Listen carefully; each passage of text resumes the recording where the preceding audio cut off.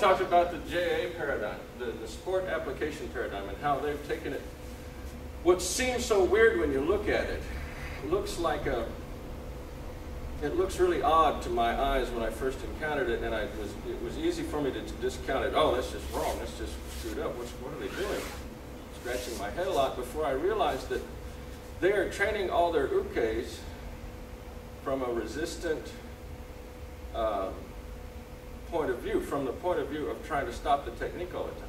So in judo terminology, they're always doing like the higher level, not nagikomi, but Sutegaiku. Yeah, like Sute. Sutegaiku, yeah, Sutegaiku. I don't know how to pronounce it. Do you know how to pronounce it?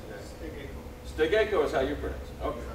He knows more Japanese than anybody in the room, I suspect. I'll go with you. So, there's that resistive practice function. And if you look at all the way from their beginning stuff through their higher kata, that's what they're doing. So the things that look real clunky to us are based on the fact that they're always having to overcome those resistances using extra balance break functions, or extra little twists and turns to occupy the guy while he's in this resistive state, which I find kind of interesting. Not so much because it has any application in realistic self-defense when somebody's really trying to kick your ass and it's all dynamic. It doesn't have that much application there. But it does crop up in dojos.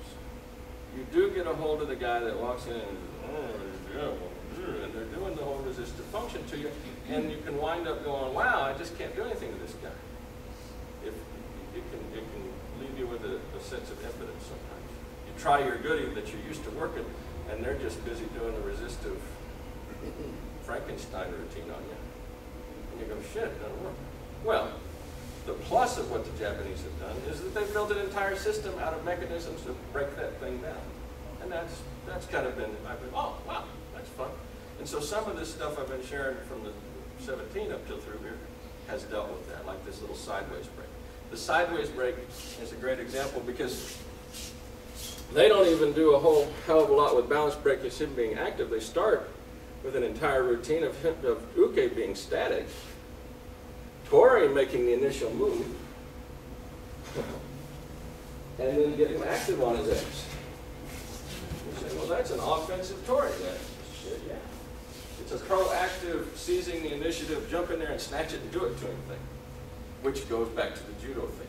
If you're doing a competitive game, you want to teach people to be offensively oriented to score the point before the other guy can score the point. Makes sense what they're doing. It doesn't make sense self-defense-wise. Does make sense for the context they're in. Right. But if you do it in the dynamic function, you step in, you're doing your oshi-toshi, and I step back and do this, I tend to pull him on top of him. Interesting. Interesting how mechanisms applied in the wrong place and time just gets you in deeper trouble, but at the same time you don't want to discount them and throw them away. And that's where my head was at. I was too much into right-wrong. Well, this is the right stuff because that's how it all is. And that's all wrong. Easy to do the black and white deal. And now it's sort of broadened out into